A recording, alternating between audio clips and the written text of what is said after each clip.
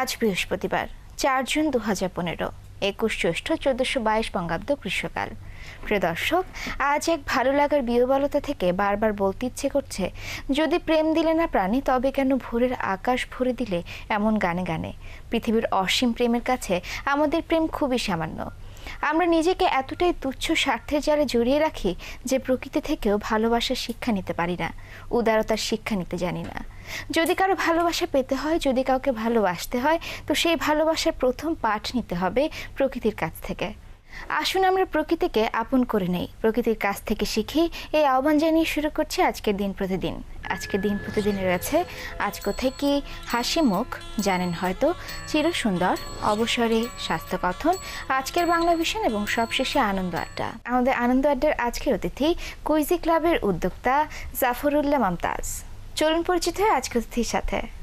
শুভ সকাল, কেমন আছেন? জি, ভালো আছি ভাইয়া। আপনাকে এখানে পেয়ে আমরা খুব আনন্দিত। আপনার কুইজি ক্লাব সম্পর্কে আপনার কাছ থেকে অনেক কিছু জানবো, আপনার বর্তমান ব্যস্ততা এবং কুইজি ক্লাবকে নিয়ে আপনার ভবিষ্যৎ পরিকল্পনা আপনার কাছ থেকে শুনবো।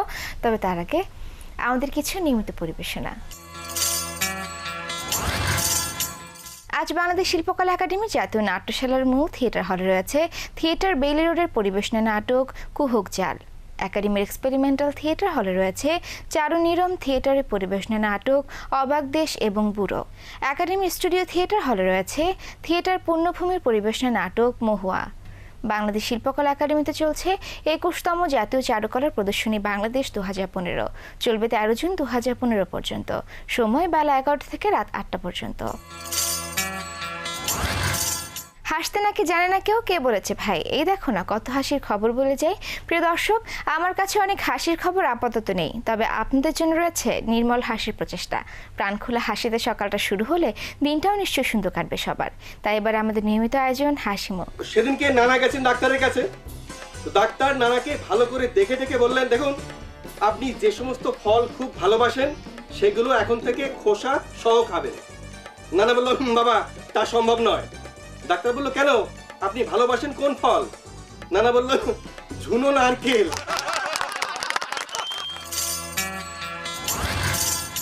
দেশীয় ঐতিহ্য, সংস্কৃতি ও মূল্যবোধ সংরক্ষণ সহ সুস্থ বিনোদনমূলক চলচ্চিত্র নির্মাণের লক্ষ্যে নির্মাতাদেরকে অনুপ্রেরণা ও সহযোগিতা প্রদানের মাধ্যমে দেশের জনসাধারণকে নির্মল বিনোদন প্রদান লক্ষ্য ও উদ্দেশ্য নিয়ে যাত্রা শুরু হয় বাংলাদেশ চলচ্চিত্র উন্নয়ন কর্পোরেশনের।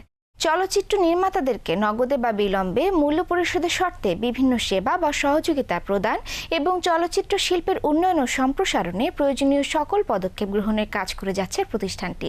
জেনে নিন ঠিকানা ও প্রয়োজনীয় তথ্য। বাংলাদেশ চলচ্চিত্র উন্নয়ন কর্পোরেশন, তেজগাঁও, ঢাকা 1208, ফোন 0281202003 থেকে 4, 0281200353। Website www.fdc.gov.bd। আজকের চিরসুন্দর পর্বে আপনাদের জন্য রয়েছে বাংলা ভিশন আর্কাইভ থেকে একটি গান।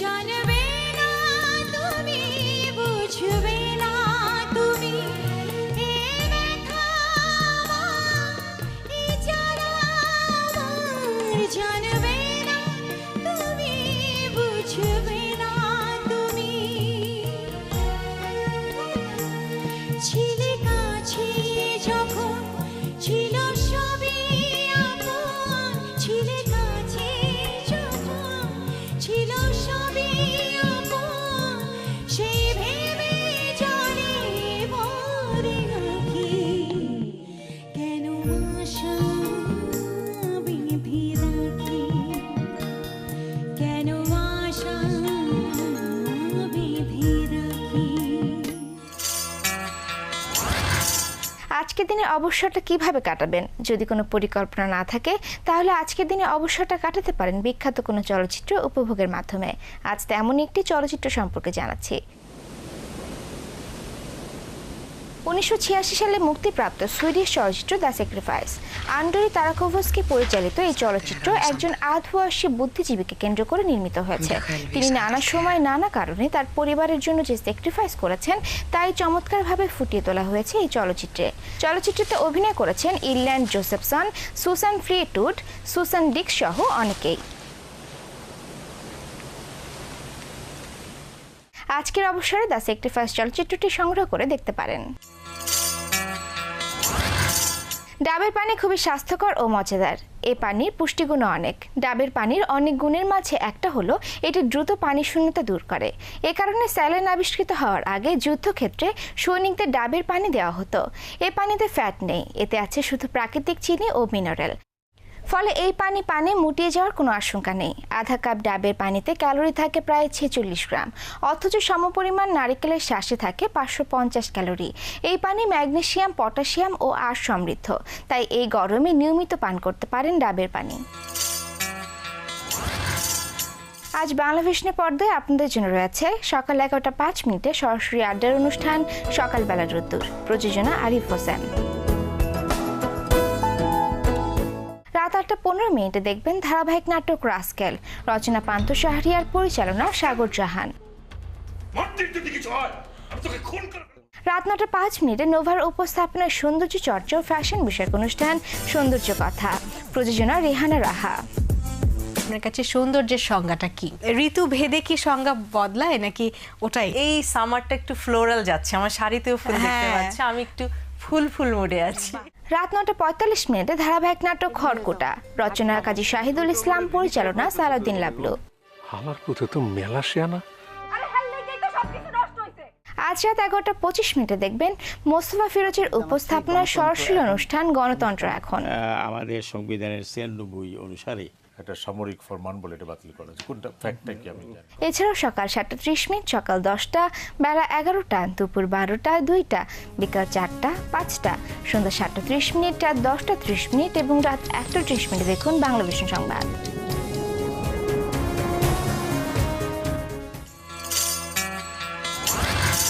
চলুন ফিরে যাই আমাদের আজকের অতিথি কুইজি ক্লাবের উদ্যোক্তা জাফরুল্লাহ মমতাজের কাছে। ভাই, আপনার কাছে আবার ফিরে এলাম। শুরুতেই কুইজি ক্লাব কনসেপ্টটা সবার কাছে একটু ক্লিয়ার করতে চাই। কুইজি ক্লাব মূলত একটি কুইজ ইঞ্জিন, যেটি ইন্টারনেটে অ্যাভেলেবল। সাধারণ মানুষ যারা ইন্টারনেট ব্যবহার করছেন তারা যে কোনো প্রান্ত থেকে ইন্টারনেটের মাধ্যমে অনলাইনে পরীক্ষা দিতে পারেন, এবং এই পরীক্ষাটি আয়োজন করতে পারে যে কোনো একজন ব্যক্তি বা কোনো একটি প্রতিষ্ঠান।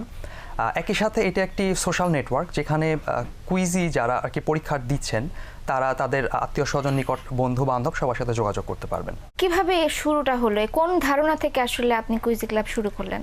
মূলত আমার বিশ্ববিদ্যালয় ইউনিভার্সিটি অফ এশিয়া প্যাসিফিকে, এখানে যখন আমি ছাত্রদের পরীক্ষা নেই, তো ওদের পরীক্ষার খাতাগুলো আমাকে দেখতে হয় তাদের, এবং সেই খাতার যে মার্কসগুলো সেগুলো আমাকে নির্ভুলভাবে জমা দিতে হয়।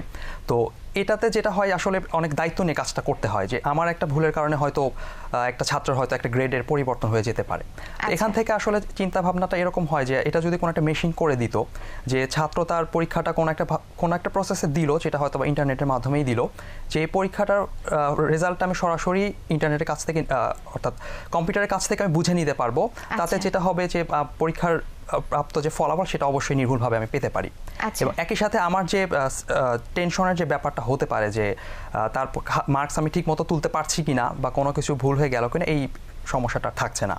তো আগে যেখানে ছাত্ররা পরীক্ষা দিত কাগজে, এখন সেই ব্যাপারটা চলে এসেছে ইন্টারনেটের মাধ্যমে। আগে যেখানে আমি খাতা দেখতাম, এখন সেই কাজটা আমার করে দিচ্ছে একটি কম্পিউটার। এই উদ্যোগে এখন পর্যন্ত কতটুকু সফল হয়েছেন? অনেকটাই সফল হয়েছি। যে আমাদের প্রজেক্ট মূলত গত বছর অগাস্ট থেকে চলছে। তো ইতোমধ্যে আমাদের ইউনিভার্সিটিতে 2টা সেমিস্টার শেষ হয়েছে। সেই 2টা সেমিস্টারে আমি যে কোর্সগুলো নিচ্ছি সেগুলোতে সফলভাবে পরীক্ষা সম্পন্ন করেছি। এবং ইতোমধ্যে অনেক, যেহেতু আমি সর্বশেষ অর্থাৎ 4র্থ বর্ষের ছাত্রছাত্রীদের পরীক্ষা নেই, তারা ইতোমধ্যে পাশ করে বিভিন্ন জায়গায় চাকরিও করছেন। তো এটা যদি এটা নির্ভুলভাবেই না হতো তাহলে আসলে এই কাজটা এত দূর আমি আসতে পারতাম না। জি, এর একটি প্রজেক্ট ওয়ার্ক, এবং আপনি নিশ্চয়ই একটা টিমে কাজ করছেন। আপনার টিমে কতজন আছে? এখন পর্যন্ত পুরো কাজটা আসলে আমার একারই করা, তবে এখানে যে প্রশ্নগুলো করা হয় এই প্রশ্নগুলো আসলে যারা হচ্ছে পরীক্ষা দিচ্ছেন আমি চাই তাদের ভিতর থেকে বের হয়ে আসুক। কারণ আমার যেটা চিন্তা ভাবনা যে মানুষ যখন প্রশ্ন করতে শিখে তখনই আসলে কেবল সে জানতে শিখে। সো যারা পরীক্ষা দিচ্ছেন তাদের কাছ থেকে মূলত আমি এই প্রশ্নগুলো পেয়ে থাকি। এটাও আর কি আমার যে কুইজি ক্লাব যেটা বলছি এটা আসলে কুইজি ক্লাবেরই একটি অংশ। কুইজি ক্লাবের আন্ডারে যে অ্যাপগুলো আছে সেগুলো অনলাইনে কিভাবে প্রকাশ করা হয়? এগুলো মূলত কম্পিউটার প্রোগ্রাম, যে প্রোগ্রামগুলো আপনি কোনো একটি ব্রাউজার যেমন গুগল ক্রোম, এই ব্রাউজারের মাধ্যমে আপনি ইন্টারনেটে এই অ্যাপগুলোর সুবিধা পেতে পারেন। ভাই আপনাদের প্রথম কুইজি অ্যাপ কোনটি এবং সেটি আপনার কখন প্রকাশ করেন এবং বিস্তারিত একটু? শুরুর দিকে আসলে 8-10টা সাইটের মতো একটা সাধারণ সাইট ছিল। তো আমার প্রথম যেটা চিন্তা ছিল আমি যে সাবজেক্টগুলোতে পড়াই শুধুমাত্র সেগুলোর পরীক্ষা নেওয়া। তো এর পরবর্তীতে দেখা গেল যে যখন এটা সুফল আসতে শুরু করেছে তখন আমার যারা সহকর্মী তারাও এটার ব্যাপারে আগ্রহ প্রকাশ করেন এবং তখন দেখা যায় যে আসলে এতজন সহকর্মী পরীক্ষা বা এতগুলো সাবজেক্টের পরীক্ষা একসাথে নিতে যাওয়াটা অনেক কঠিন একটা কাজ হয়ে দাঁড়ায় এবং এইখান থেকে আসলে অ্যাপের ধারণার সূত্রপাত হয়। তখন আমি চিন্তা করি যে এত বড় একটা কাজ এভাবে করার চেয়ে যদি সেই কাজটাকে ভেঙে ছোট ছোট কাজে ভাগ করে ফেলা হয় তাহলে আমার জন্য কাজটা অনেক সহজ হয়ে যায়, আমি ধাপে ধাপে আগাতে পারি। এই ধারাবাহিকতায় মূলত গত সেপ্টেম্বরের 2014-তে সেপ্টেম্বরের 18 তারিখে একটি অ্যাপ প্রকাশ করা হয় যে এর নাম ছিল হ্যালো। এই হ্যালো অ্যাপটির কাজ ছিল যে যারা পরীক্ষা দিতে চান তাদেরকে আমন্ত্রণ জানানোর কাজে, অর্থাৎ যিনি ইতোমধ্যে কুইজি ক্লাবের একজন সদস্য তিনি চাইলে তার পরিচিত কোনো বন্ধু বান্ধব বা সহপাঠী সহকর্মী যে কাউকে এই অ্যাপের মাধ্যমে আমন্ত্রণ জানাতে পারবেন। আচ্ছা, আপনি একটু আগে একটা অ্যাপের নাম বলেছেন হ্যালো, কুইজি ক্লাবের আর কি কি উল্লেখযোগ্য অ্যাপ নাম আপনি উল্লেখ করতে পারেন? গত বছর থেকেই অনলাইনে এটি অ্যাভেলেবল। তো এবছর থেকে 2রা জানুয়ারি থেকে মূলত অ্যাপের আসলে সংখ্যা বাড়ানোর একটা উদ্যোগ নেই।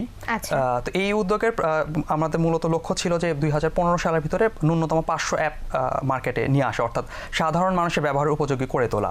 তো সেই ধারাবাহিকতা আমরা ইতিমধ্যে 166টি সম্পন্ন করেছি। তো এই অ্যাপগুলোর মধ্যে প্রথম যেটার কথা বলবো যে বঙ্গবন্ধু একটা অ্যাপ তৈরি করা হয়েছে, এটাকে বলছি কুইজি পোর্ট্রেট। এই কুইজি পোর্ট্রেট হচ্ছে বঙ্গবন্ধু শেখ মুজিবুর রহমানের যে ব্যক্তিগত ছবি, তাকে নিয়ে লেখা বিভিন্ন সময় বিভিন্ন ব্যক্তির যে বই, এমনকি বঙ্গবন্ধু নিজের যে জীবনী লেখা সেই বইগুলোর একটা তালিকা তৈরি করা হয়েছে এবং সেখান থেকে বইয়ের যে বিশেষ উল্লেখযোগ্য অংশ সেগুলোকে লিপিবদ্ধ করা হয়েছে এবং বঙ্গবন্ধুর যে দীর্ঘ রাজনৈতিক পদচারণা, যে একজন সাধারণ ছাত্র রাজনীতিবিদ থেকে কিভাবে উনি একজন রাষ্ট্রনায়কে পরিণত হন এবং 71-এ দেশের চেহারায় বদলে যায়, এই বিষয়গুলোকে তুলে ধরা হয়েছে। এর ধারাবাহিকতায় বিউটিফুল বাংলাদেশ নামে আরেকটি অ্যাপ নিয়ে কাজ করে। এটি মূলত একটি কুইজ অ্যাপ এবং যেটা বলছিলাম যে আমার আসলে ছাত্রছাত্রীরা এই প্রশ্নগুলো তৈরি করে। তো এখানে আমাদের ডাটাবেসে যে সমস্ত প্রশ্ন এখন আছে এই সবগুলোই আমার ছাত্রছাত্রীদেরই তৈরি করা। তো এই বিউটিফুল বাংলাদেশে মূলত একজন পরীক্ষার্থীকে 5টা প্রশ্ন করা হয়। তো যদি তিনি 5টা প্রশ্নের সঠিক উত্তর দিয়ে থাকেন তাহলে তাকে কুইজি ক্লাবের স্কোরিং যে ব্যাপারগুলো আছে সেখান থেকে আর কি তাকে 30 স্কোর বরাদ্দ করা হয়। আর এই বিউটিফুল বাংলাদেশ হচ্ছে এখন পর্যন্ত কুইজি ক্লাবের সফলতম অ্যাপ, যেটা 1750 বারেরও অধিক কুইজিরা খেলেছেন। আচ্ছা, এই যে কুইজে অংশগ্রহণ করছেন তারা কুইজি ক্লাব থেকে কি প্রত্যাশা করছেন বা তাদের কোন ধরনের পুরস্কারের ব্যবস্থা আপনারা করেছেন? নিশ্চয়ই, আমাদের কুইজি ক্লাব মূলত হচ্ছে সাধারণ মানুষকে উৎসাহিত করার জন্য।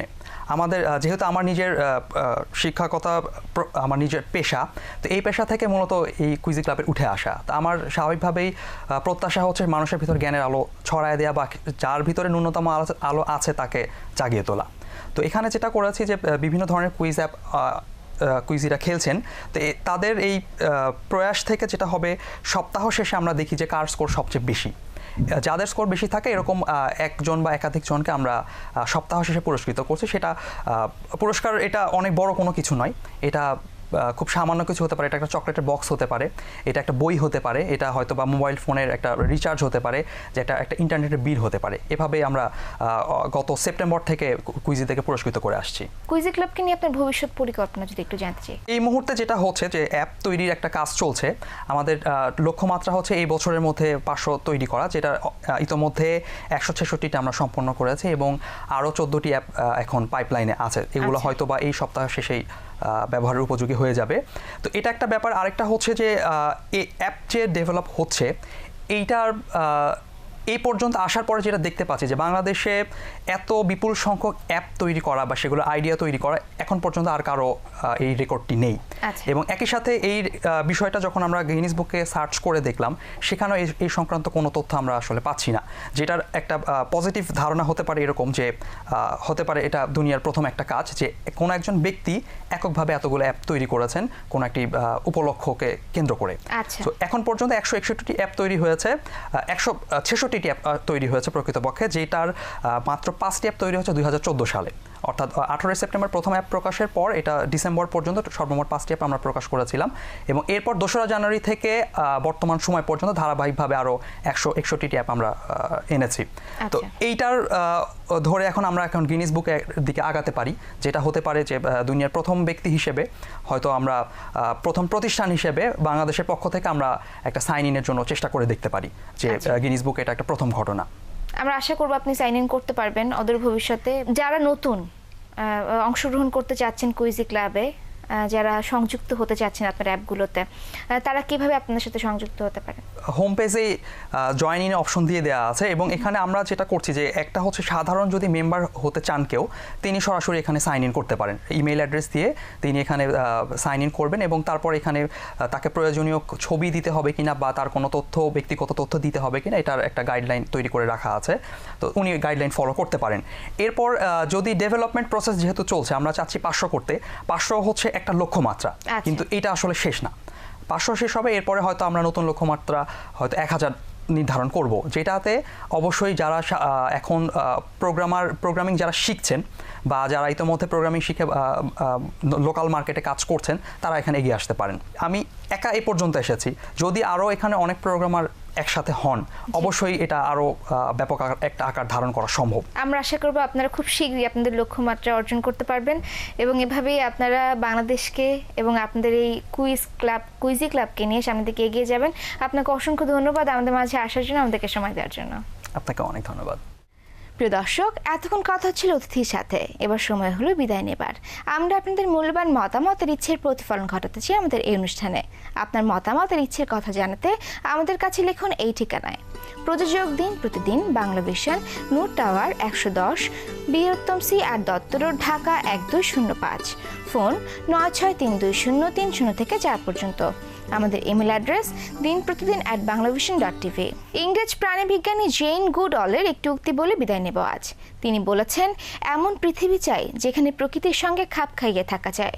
প্রিয় দর্শক, ভালো থাকুন, সুন্দর থাকুন। আজকে সারাটা দিন সবার জন্য শুভ হোক।